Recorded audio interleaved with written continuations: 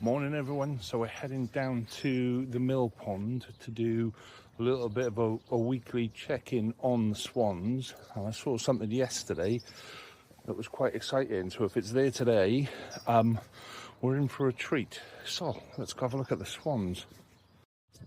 Okay, so we start Swan Watch with Ariane, so you can just see her snuggled down on her nest there. And if we kind of turn around there you can see her partner Arwen, and you can see that he's pretty much cleared all of this area here. Last week was full of other young males and females, and he's cleared that as a protection for his good lady. So that's really encouraging, because it means that she's been down on that nest now for quite a while, and she's obviously safe, she's obviously comfy. So yeah, fingers crossed. That is couple A, Arwen and Ariane. So this is the middle area of the lake, and that's Arwen being all protective down there. That's good to see. But here's where the interesting bit is. In this middle section here, we have lots of swans that are pairing up, and hopefully we will get a few more couples out of them. But this is the area. What we'll see in the next couple of weeks is this will empty and they'll just disappear as people get protective. Okay, so here's where it gets interesting, and I think it might be this guy here and that young lady over the side there. They are a new couple. Now, when I came down yesterday, they were trying to make a nest just under those trees on the far side there. So it's either him or that fella over there is partnered with that, and they're a new couple. They're very much a new couple for this year. All the other couples are still there. You can probably see couple B in the background there, Berwin and Betsy. So yeah, they were definitely yesterday trying to make a nest, which is really encouraging. So the disappointing bit, there are also a couple of other swans that are starting to pair up and what have you, but the disappointing bit for these two is that's a really difficult area to make a nest in, and seeing as we've cut down all of the areas that would have made an ideal nest for them, and has been a nest for swans in the past, and we've decided to cut it all down, so they've now got no nesting area and no nesting material.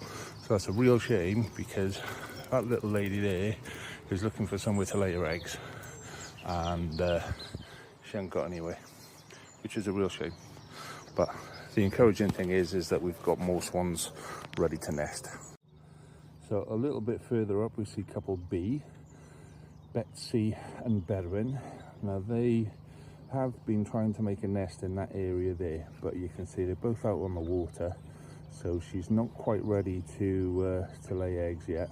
But they've cleared this area, so he's cleared this area, and he's getting a bit defensive of it, which is encouraging, because it means that they're ready to lay eggs, make babies. So somewhere in there will be their nest, and that's another encouraging sign.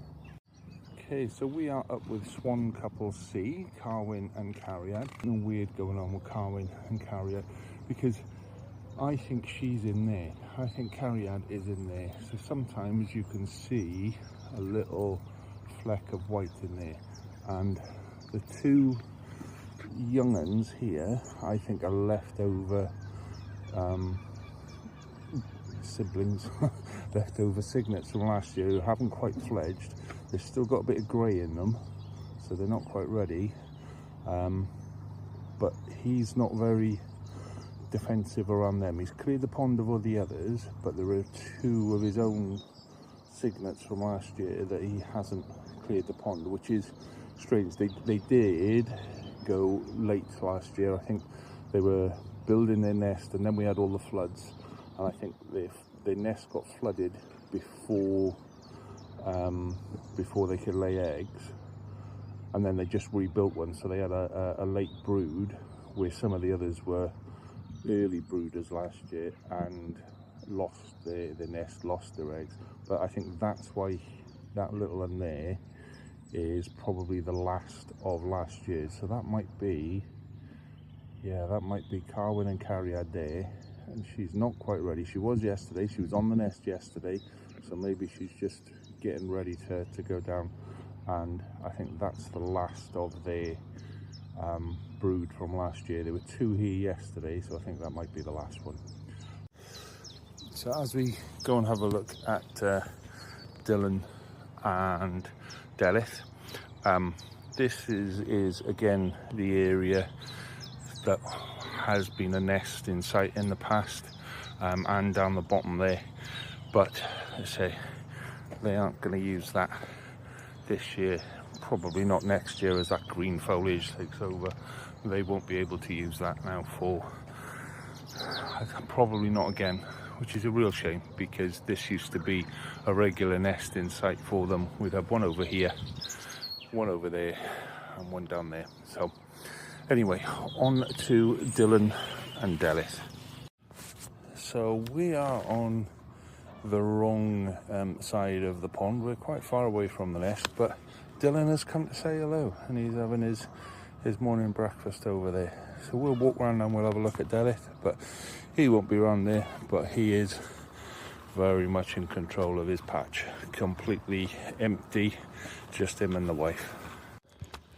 So as we walk around to have a look at Delith, thought we'd go a bit arty, see if we get a bit of the sunrise behind me. But don't forget, I am still looking for presenters to come onto the pod with me, and this is all the sort of stuff that we want to talk about. There's a lot of positive stuff in the town that we want to big up. So if you've got events that you want to promote, if you're a sports team and you want to let us know your scores and all of that kind of stuff, get in touch. And if you just want to do something for the town, drop us a line. I'd love to hear from you. Cheers. Okay, so the final check-in of the day is with Delith, and you can see she's really well bedded down in that nest. They've been packing that nest out for a good couple of weeks, and she's been sat down on that nest for a good week, really, very rarely getting off that nest. So I'm hoping that will be our first brood this year. And Delith and Dylan have got a bit of a reputation for producing big broods, so fingers crossed we'll have another one from them, and they'll be all safe.